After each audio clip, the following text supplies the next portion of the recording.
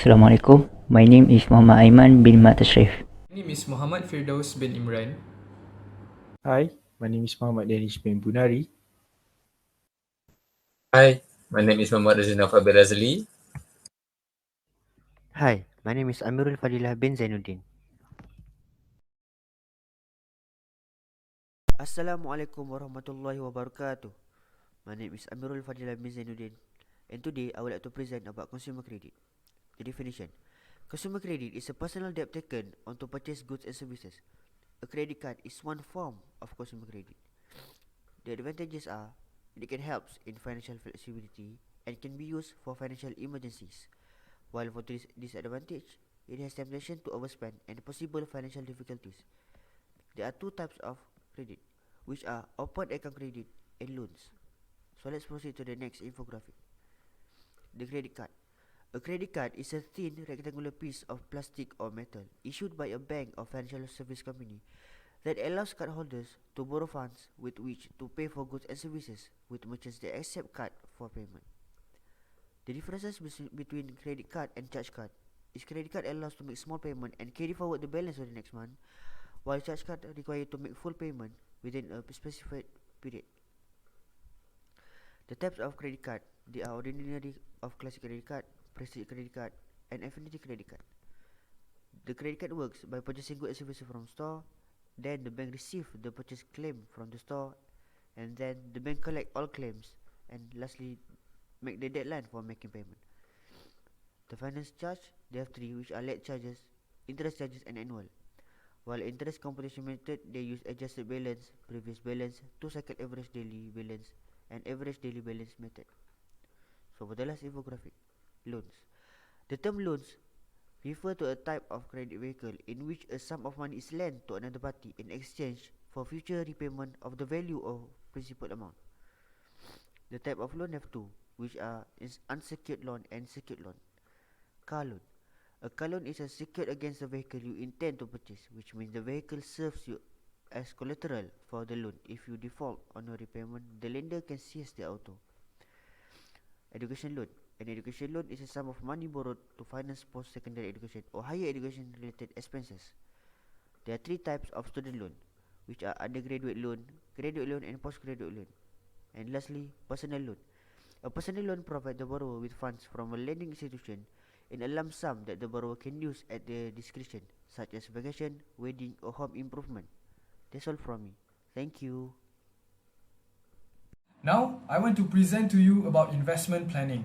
So there are two ways on how investors can generate their income, either by dividend payment or by capital appreciation whenever their stock price going up. The relationship between risk and return is that the higher the risk, the higher the return they will get.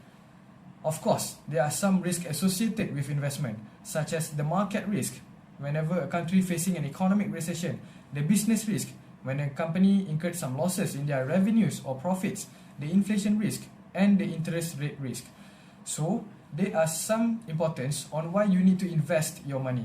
The first one is to financially secure your family's welfare. And the second one, to grow your income by having a multiple and a passive income sources.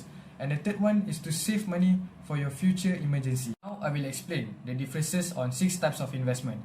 So there are two most common investment by the Malay people, which is Amanah Saham Nasional Berhad ASNB and Tabung Haji. So all the money from the investors will be pooled together into a fund, and then it will be diversified and invest by a professional fund manager. So all the investors have to do is only to wait for their annual dividend income at the end of the year. We also have the fixed deposit, whereby the investors will receive back their original principal value plus the interest payment once it reaches the maturity period. For example, the government bond and the SSPN. As for commodities, you can either physically buy the gold, oil, copper, or you also can trade the contract, such as the future crude palm oil, FCPO. As for real estate, you can either physically rent your house and receive a monthly rental payment, or you can also buy some units in the real estate investment trust, REITs. And then lastly is stock market. You can purchase shares from a public listed company in the stock exchange, and in return, you'll be entitled into 3 things: the ownership, the voting rights, and dividends of the company. So as for conclusion, The key differences between saving and investing is that when you invest your money, you have the power of compounding effect on your return of your investment.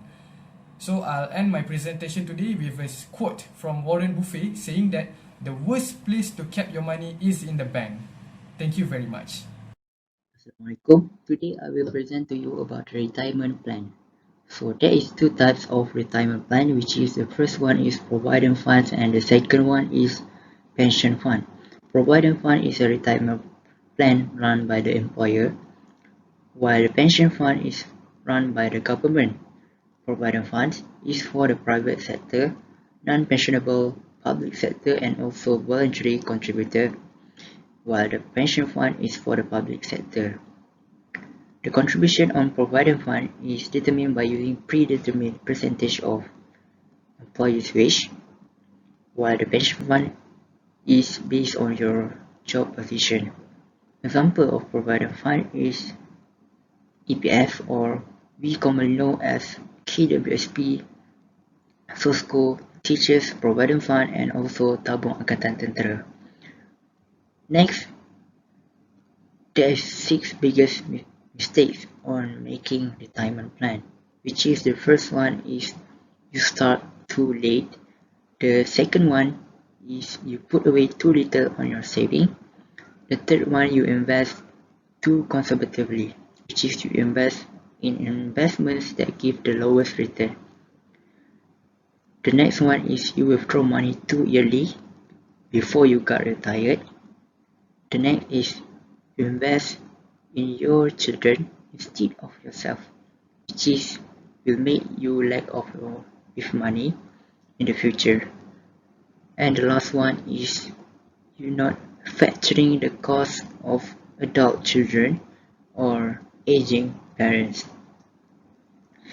The importance of retirement plan is to live a comfortable standard of living during retirement, and also to determine level of income need during retirement.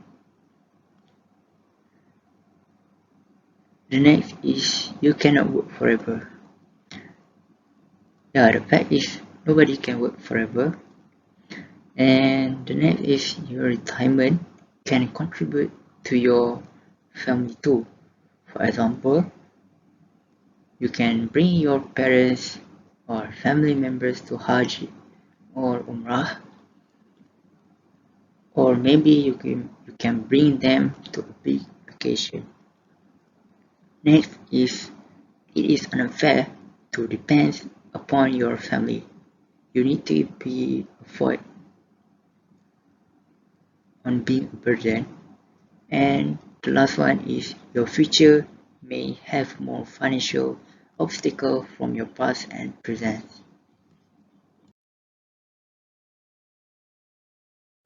Estate planning is a process of disposing of an estate after one's death, include the movable assets and immovable assets. The objective of the estate planning is to ensure that our assets are transferred to our loved one according to our wishes. 1/3 of the asset will be calculated as will, and the rest of it will be calculated as faraid. There are a few benefits of writing a will, such as declaring personal liabilities, ensure speedy and efficient administration, avoiding family disputes, appointing guardians for the children, and also to ensure that the distribution will be done. A will can be revoked at any circumstances, such as marriage, destruction, a letter will, and also conversion to Islam. And this is a distribution of estate. Next, I'm going to talk about faraid. Faraid is a science concept with the legislation pertaining to devotional behaviors based on Sharia. There are a few properties divided among here, such as land, building, jewelry, investment, and insurance, and also livestock.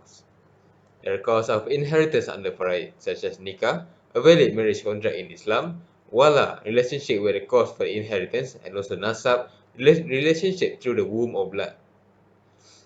The faraid certificate in the faraid management is an official declaration containing the description regarding the valuation of the deceased inheritance. The example of inheritance for males is sons, father, grandfather, and also husbands. For females, daughter, mother, wife, and grandmother. Last but not least, I will explain about will. Will is a written and legally enforceable document expressing how a person's property should be distributed on his or her death. These are requirements of the valid will, such as mental capacity, which must be of sound mind, freedom of choice, not under the influence of another person, and also proper execution. That means must meet the requirements of the state's will acts or its equivalent. In writing your will, we must take the inventory, decide who gets what, consider taxes, talk about your will and your intention, create a trust, be reasonable, spread the wealth, review and update regularly, and also leave more than money. The administration and distribution of this Muslim estate is divided into two, which is intestate and also testate. These are the difference between for example, below than 600,000 and also more than 600,000. Next, I will talk about future financial challenge. The first future financial challenge would be student loan. Some people that used to be students have taken student loans. By taking a student loan, you will be caught up to big debts if not handled quickly after graduating. It is due to some student loans have higher interest and terms. Next is COVID-19 pandemic. The pandemic has caused to be people fight from work country to lose their financial strength. The pandemic started in early 2020 and now still does not recover today. If the pandemic goes on for years and years more, the economic might go downturn and people will have tough times strengthening their financial strength. Last one would be the spending or more on wants rather than needs. Advertisement on internet and television will make people tempted to buy unwanted things. This will drive them to buy wasteful things, causing them to cannot manage their finances well.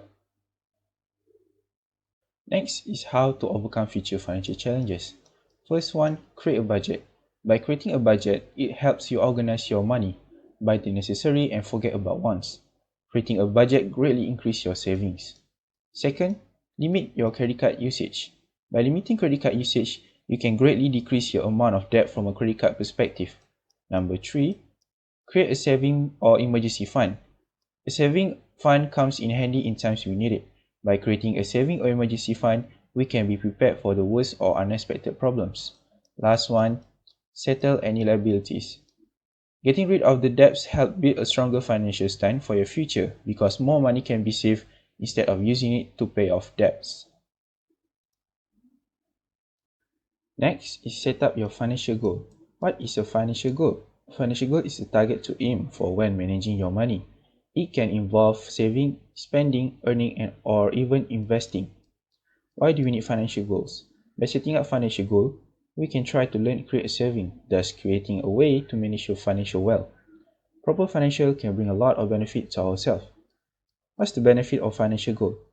The benefit would be limiting our spending. By limiting our spending, it can help with our debts and save our money. Also, it can help sustain our financial status at the good level. Also, we are ready to prepare for the worst to come. For example, getting fired from the job. We are saving to keep going until a new way to come generate income. Always plan one step ahead of yourself.